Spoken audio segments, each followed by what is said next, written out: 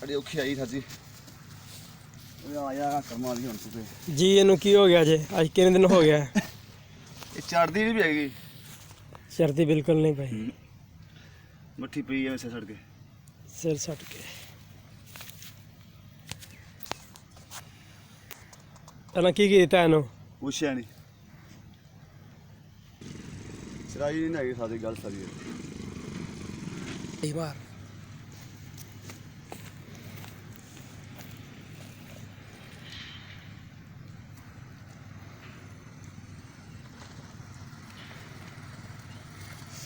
बिस्मिल्लाहिर्रहमानिर्रहीम dear viewers हज़रात अस्सलाम वालेकुम रहमतुल्लाह ਤੁਹਾਡਾ ਆਪਣਾ ਡਾਕਟਰ ਸਤਾਰ ਰਾਜਪੂਤ ਆਪਣੇ YouTube channel pet and vet ਦੇ ਵਿੱਚ ਤੁਹਾਨੂੰ ਖੁਸ਼ਾਮਦੀਦ ਕਹਿੰਦਾ ਤੇ ਅੱਜ ਦੀ ਜਿਹੜੀ ਵੀਡੀਓ ਹੈ ਅਸੀਂ ਇਹ ਭੇਡ ਤੇ ਬਣਾਈ ਹੈ ਜਿਹੜਾ ਇਹਦੇ ਮਾਲਕ ਨੇ ਇਹ ਨੇ ਅੱਜ 3 ਦਿਨ ਹੋ ਗਿਆ ਇਹ ਜਿਹੜੀ ਭੇਡ ਹੈ ਪਿਛਲ ਖਾਂਦੀ ਕੁਝ ਨਹੀਂ ਪਈ ਨੰਬਰ 1 ਨਾ ਖਾਣ ਦੀ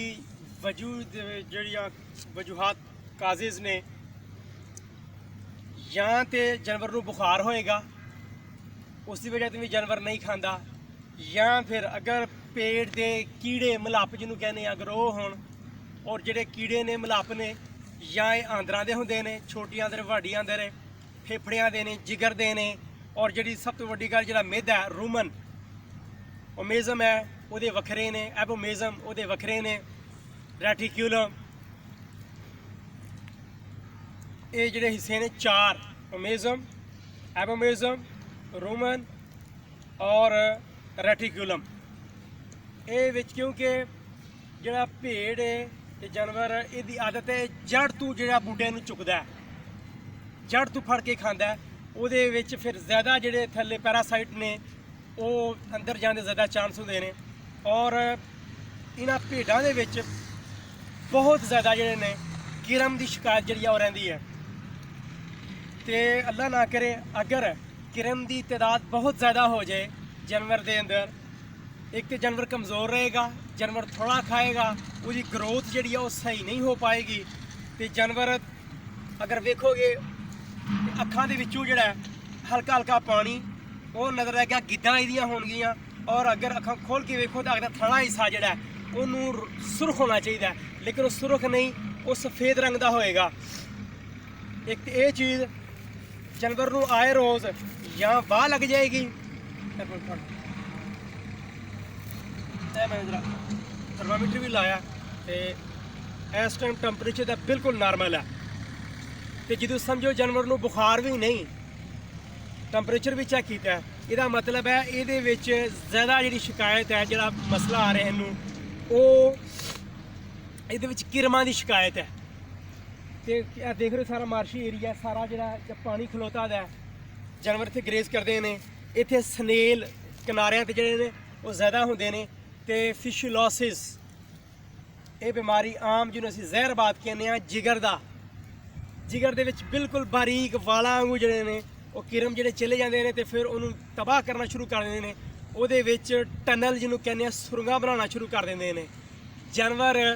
अल्लाह ना करे इहो जिहा जानवर जिस टाइम स्लाटर किया जाता ज़बह किया जाता है अगर वो वेखिए वो जिगर नूं ਉਹਦੇ ਵਿੱਚ सुराख नज़र आएंगे और ये जानवर जिहड़ा ਇਹਦੇ ਵਿੱਚ ਉਹ ਸਨੇਲ ਫਿਸ਼ੂਲਾ ਹੈਪੇਟਿਕਾ जो है वो जरासूमा तुसीं अगर वेखोगे कढ़ के तो तुहानूं नज़र भी आएगा ਉਹਦੇ ਵਿੱਚ सुराख बने होणगे ਇਹਦੇ ਵਾਸਤੇ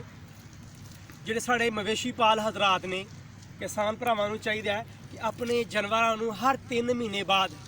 ਕਿਰਮਕਸ਼ ਜਿਹੜੀ ਅਦਵਿਆਤ ਨੇ ਉਹਦੇ ਵਿੱਚ ਐਲਬੈਂਡਾਜ਼ੋਲ ਹੈ ऑक्सीक्लोजानाइड है लिवेमिसोल तो ऑक्सीक्लोजानाइड का बड़ा अच्छा कंबीनेशन है किसी एक कंपनी का लै लो वो तुसी इहनूं बोलस फार्म दे विच भी आ रहा है प्लान वास्ते भी ड्रेंचिंग जिहड़ा ओरल सोल्यूशन वो आंदा पिया ते वो लाजमी उन्होंने देना चाहिए ते अगर तुहानूं मेरी ये वीडियो पसंद है तो इहनूं लाइक कीजिए इहनूं शेयर करिया जे ਤੇ ਮੇਰੇ ਚੈਨਲ ਨੂੰ ਸਬਸਕ੍ਰਾਈਬ ਕਰਨਾ ਨਾ ਭੁੱਲਿਆ ਜੇ ਤੁਹਾਡਾ ਆਪਣਾ ਡਾਕਟਰ ਸਤਾਰ ਤੇ ਮਜ਼ੀਦ ਮੈਂ ਤੁਹਾਨੂੰ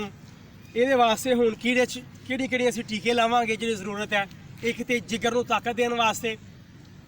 ਮਲਟੀਵਿਟਾਮਿਨ ਜਿਹੜੇ ਨੇ, ਦੂਸਰਾ ਹੀਮੋਟੈਨਿਕਸ ਖੂਨ ਵਧਾਉਣ ਵਾਲੀਆਂ, ਖੂਨ ਬਣਾਉਣ ਵਾਲੀਆਂ ਜਿਹੜੀਆਂ ਨੇ, ਜਿਸ ਤਰ੍ਹਾਂ ਦੀ ਕੰਪਲੈਕਸ ਹੈ, ਜੈਟੀਪਾਰ ਹੈ, ਇਸ ਤਰ੍ਹਾਂ ਦੇ ਟੌਨਿਕ ਜਿਹੜੇ ਨੇ ਉਹ ਦਾਂਗੇ। ਜੇ ਘਰ 'ਚ ਤੁਸੀਂ ਟੌਨਿਕ ਬਣਾਉਣਾ ਚਾਹੋ ਜਿਗਰ ਵਾਸਤੇ ਜਿਹੜਾ ਬੈਸਟ ਹੈ, ਤੇ ਪਿਆਜ਼ ਲੈ ਕੇ ਉਹਨੂੰ ਛੋਟਾ ਛੋਟਾ ਕੱਟ ਕੇ ਉਹਦੇ ਵਿੱਚ ਕਾਲਾ ਨਮਕ ਪਾ ਕੇ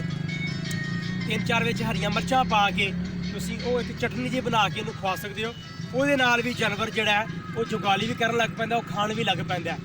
ਲੇਕਿਨ ਜ਼ਿਆਦਾ ਜਿਹੜਾ ਮਸਲਾ ਹੈ ਉਹ ਪੇਟ ਦੀਆਂ ਕੀੜੀਆਂ ਦੇ ਜਿਹੜੇ ਮਲੱਪ ਨੇ ਉਹਦੇ ਵਾਸਤੇ ਦਵਾਈ ਲਾਜ਼ਮੀ ਦੇਣੀ ਚਾਹੀਦੀ ਹੈ। ਜਿਵੇਂ ਇਹ ਭੇਡ ਹੈ, ਇਹਦੇ ਵਾਸਤੇ ਸਾਨੂੰ ਜਿਹੜਾ 20 cc ਦਵਾਈ ਜਿਹੜੀ ਹੈ ਉਹ ਇਹਨੂੰ ਪਿਲਾਣੀ ਹੈ। ਬਹੁਤ ਸ਼ੁਕਰੀਆ। ਅਸਲਾਮ ਵਾਲੇਕੁਮ ਰਹਿਮਤੁल्लाह।